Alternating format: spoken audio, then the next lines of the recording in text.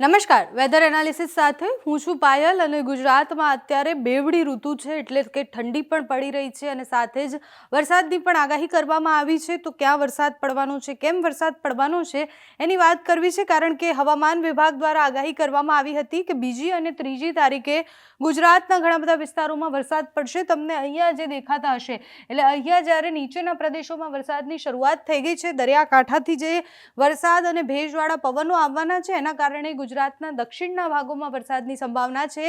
સાથે તમે જુઓ કે લેહ લદ્દાખવાળો અને ઉપરના જેટલા પણ પ્રદેશો છે બધી જ જગ્યાએ વેસ્ટર્ન ડિસ્ટર્બન્સ ખૂબ છે. અહીંયા બધી જ જગ્યાએ હિમવર્ષા થઈ રહી છે અને એ હિમવર્ષા અને વેસ્ટર્ન ડિસ્ટર્બન્સને કારણે બધા જે પવનો છે, જે ઠંડી છે એ પણ દેશભરમાં પ્રસરવાની છે. એટલે ગુજરાતમાં બીજી અને ત્રીજી તારીખે સામાન્યથી મધ્યમ વરસાદની આગાહી હવામાન વિભાગ દ્વારા કરવામાં આવી છે. જોઈએ વિંડીમાં કયા કયા વિસ્તારોમાં વરસાદ બતાવે છે, કારણ કે હવામાન વિભાગે દક્ષિણ ગુજરાતના વલસાડ, તાપી, ડાંગ, દમણ આ બધા વિસ્તારમાં વરસાદની આગાહી કરી છે અને સાથે જ પાલનપુર, મહેસાણાવાળો આખો જે ઉત્તર ગુજરાતનો પટ્ટો છે ત્યાં પણ વરસાદની આગાહી કરવામાં આવી છે. બીજી તારીખની શરૂઆતમાં ગુજરાતમાં વિંડી વરસાદ નથી બતાવી રહી, પણ એના સિવાય જોઈએ તો ત્રીજી તારીખે મધ્ય ગુજરાતમાં અને ઉત્તર ગુજરાતના અમુક પ્રદેશોમાં એ વાતાવરણ બદલાશે અને એ આપણે પહેલાં પણ જોયું છે. મુખ્ય કારણ શું છે? તો કારણ એ છે કે સતત પસાર થતા વેસ્ટર્ન ડિસ્ટર્બન્સ અને માલદીવ્સની નીચે એક સર્ક્યુલેશન સિસ્ટમ બની હતી અને સિસ્ટમને કારણે જે છે ભેજવાળા પવનો એ આપણી તરફ આવી રહ્યા છે. એ ભેજવાળા પવનોને કારણે અને જે વાતાવરણમાં ઠંડી છે એ ઠંડીનો રાઉન્ડ જે વધવાનો છે એ પણ એના કારણે વધવાનું છે. ત્રીજી તારીખની શરૂઆત, ત્રીજી તારીખે પણ બપોર સુધી ક્યાંય વરસાદ નથી બતાવતા. સામાન્યથી મધ્યમ વરસાદની આગાહી હવામાન વિભાગ દ્વારા કરવામાં આવી હતી અને એ સામાન્યથી મધ્યમ વરસાદ એ પાલનપુર અને બનાસકાંઠાવાળા પટ્ટામાં પડવાનું છે. આ રાજસ્થાન બોર્ડરનો જે પટ્ટો તમને દેખાય છે એકદમ સામાન્ય વરસાદ પડવાની સંભાવના છે. કોઈ ભારે વરસાદની આગાહી નથી.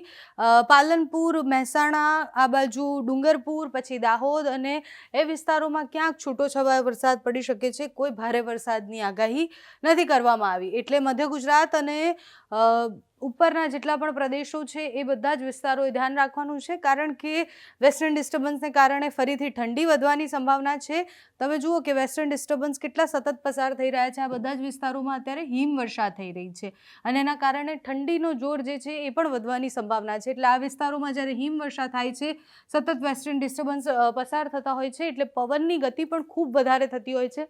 એટલે તમને હવે અહેસાસ થશે કે વરસાદ જો પડે છે, સામાન્યથી મધ્યમ વરસાદ, તો એના પછી પવન પણ ખૂબ ફૂંકાશે અને સાથે ઠંડી પણ પડશે. એટલે બીજી, ત્રીજી અને ચોથી તારીખ સુધી ધ્યાન રાખવાનું છે. એટલા દિવસ સામાન્યથી મધ્યમ વરસાદ દક્ષિણ ગુજરાત અને ઉત્તર ગુજરાતમાં પડવાની સંભાવના છે. બાકીના વિસ્તારોમાં ક્યાંય વરસાદની આગાહી હવામાન વિભાગ કે હવામાન નિષ્ણાંતે નથી કરી. અંબાલાલ કાકાએ વેસ્ટર્ન ડિસ્ટર્બન્સ શું છે, એ પસાર થાય છે, તેના કારણે ગુજરાતને શું અસર થવાની છે તે સમજાવ્યું છે, તો તે સાંભળો.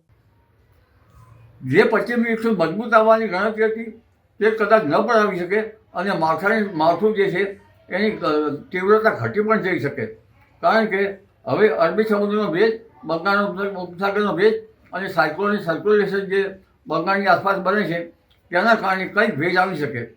એટલે જે વધુ પડતું માવઠું થવાની શક્યતા અત્યારે હાલ તો જણાતી નથી. કદાચ અરબી સમુદ્ર ભેજ, બંગાળ ઉપસાગરના ભેજના કારણે આવી શકે, પરંતુ લગભગ જૂનાગઢના ભાગો, મધ્ય સૌરાષ્ટ્રના ભાગો અને ઉત્તર ગુજરાતના કેટલાક ભાગમાં અસર થઈ શકે. કારણ કે ઘણા ભાગમાં વાદળો આવી શકે અને ઘણા ભાગમાં વિષમ હવામાન થઈ શકે. આ વિષમ હવામાનની વિપરીત અસરના કારણે ઊભા કૃષિ પાકોમાં રોગ આવતો હોય સામાન્ય છે, જેમાં જીરામાં ખાસ કરીને કાળીઓ અને ચરમી, જેને અલ્ટરનિયા બનસાઈ નામની ફૂગ ગણવામાં આવે છે. જો ઘઉં જો મોડા વાવેલા હોય, અત્યારે ઘઉં ઊભા હોય તો એમાં ગાભમારાની ઈયળની શક્યતા રહેતી હોય છે. મકાઈ જો ઊભી હોય તો એમાં લીલી ઈયળની શક્યતા રહેતી હોય છે. જુવારમાં જો બીજ આવેલું હોય, બીજ દાણાની અંદર બીજ આવ્યું હોય તો એમાં મીજળી ઈયળની શક્યતા રહેતી હોય છે. રજકો છે એમાં લીલી ઈયળ, ફેબ્રુઆરીના અંતથી લગભગ હવામાનમાં વારંવાર પડતા આવે તો એમાં લીલી ઈયળની શક્યતા રહેતી હોય છે.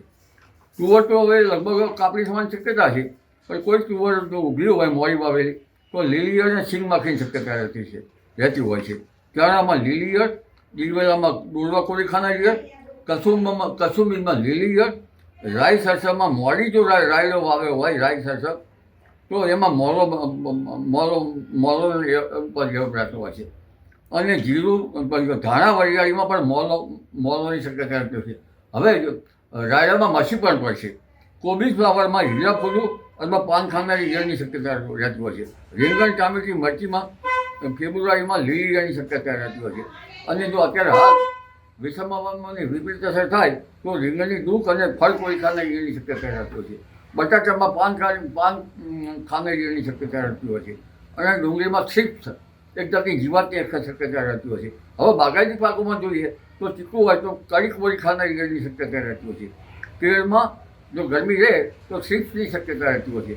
લીંબુમાં પાન કોળી ખાનારી ઉપદ્રવ રહેતા હોય છે ફેબ્રુઆરીમાં. અને નાળિયેરમાં કાળા માથાવાળી ઈયળની શક્યતા રહેતી હોય છે. બોર જો મોડા ફળ આવે બોરમાં, કોઈ ઘણા બોરમાં ફળ આવી ગયા છે, ઘણા ફળ જેમ કંઈ કદાચ મોડા હોય તો એમાં ફળ મોખી તેમજ ફળ કોળી ખાનારી ઈયળની શક્યતા રહેતી હોય છે. આમાં લગભગ કોઈ કારણસર મોડા ફળ આવતા હોય અથવા મોડું વાવેતર થયું હોય તેમાં આ શક્યતા જેમ કે તુવર પાક છે, બોરનો પાક છે તેમાં વિશેષ આવી અસરની શક્યતા રહેતી હોય છે. જી.